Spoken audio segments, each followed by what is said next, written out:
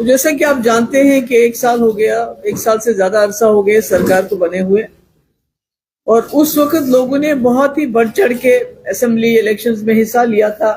कश्मीर में जहां बाइकआउट होता था वहां भी लोग निकले बड़ी तादाद में, क्योंकि लोगों की मुश्किलात बहुत थी। लोग बहुत तंग आ गए थे, बिजली की वजह से, बिजली फीस की वजह से, महंगाई की वजह से, बेरोजगारी की वजह से।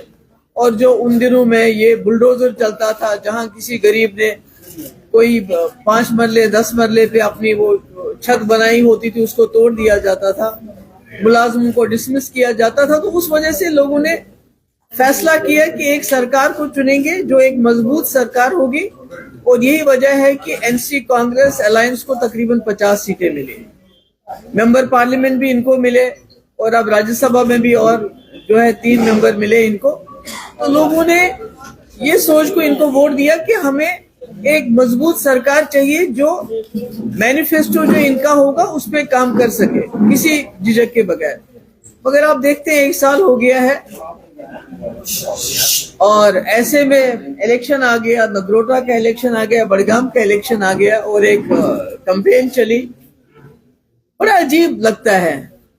करते हैं कि हमने आपको इज्जत रखी, बड़गाम के लोगों ने बहुत इज्जत रखी, बहुत बड़ी हजारों की तादाद में उनको लीड दी। तो वो पूछते हैं आप 1 साल से कहां थे, तो कहते हैं पीडीपी बीजेपी। वो कहते हैं आपने वादा किया था कि हम स्मार्ट मीटर नहीं लगाएंगे, आपको फ्री बिजली देंगे, तो यहां से कहते हैं पीडीपी।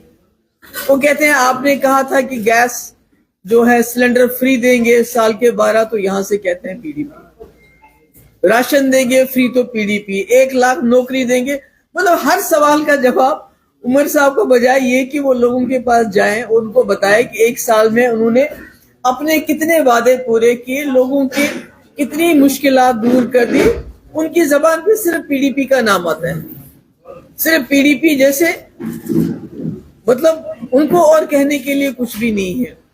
तो ऐसे में मुझे हैरानगी हो रही है कि एक इतनी मजबूत सरकार जिसके पास इतना बहुमत हो, इतनी मेजॉरिटी हो, उनके पास लोगों को कहने के लिए एक भी बात नहीं है जिसपे वो लोगों को जाके वोट मांगे। लोकसभा का इलेक्शन हुआ, पीडीपी बीजेपी, उस पर वोट मांगा।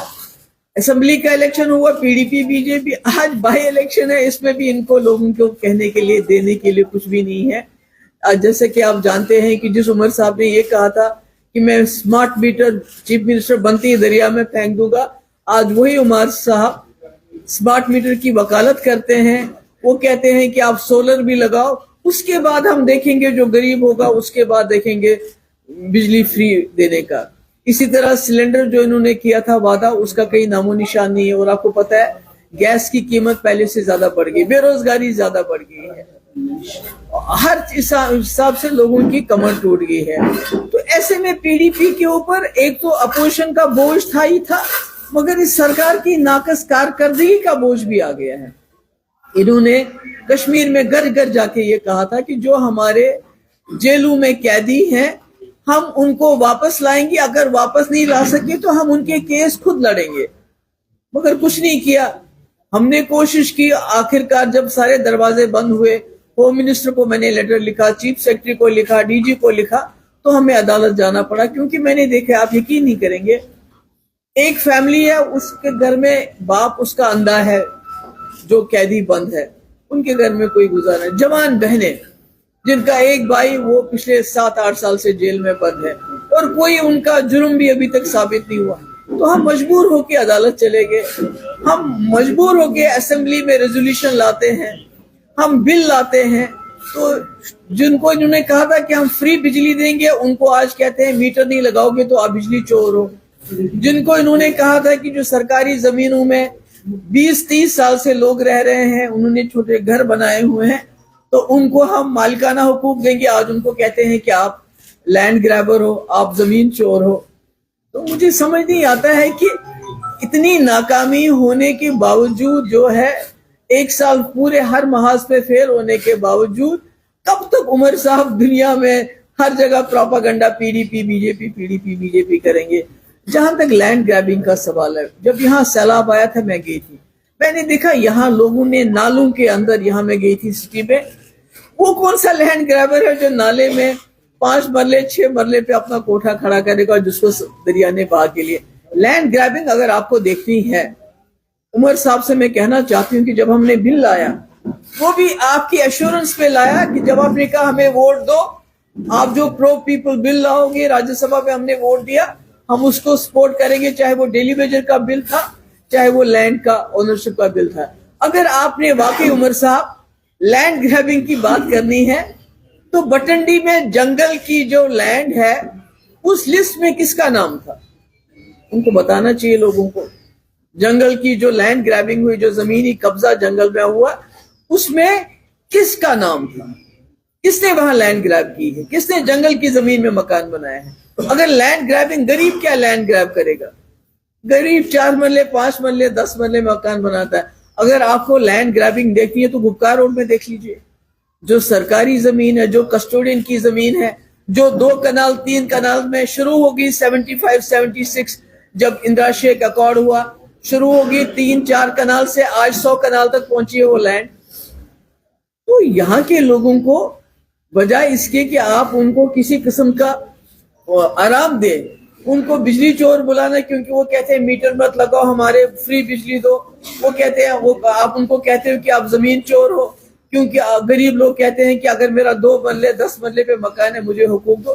तो मैंने सोचा कि आप पे इस पे बात करूं कि आज उमर साहब इतने बड़गाम जाते हुए इतने ज्यादा वो बौखला गए हैं कि वो मतलब कहते हैं ना, एक मुर्दा जानवर का दूध पीना बार बार, जो विपिंग द डेड हॉर्स। कब तक वो पीडीपी बीजेपी करते रहेंगे? आखिरकार उनको अपनी साल की कारकर्दगी बतानी चाहिए। आज तो पीडीपी बीजेपी सरकार में नहीं है, 10 साल 12 साल हो गए उसको। आज उन्होंने इस 1 साल में क्या किया?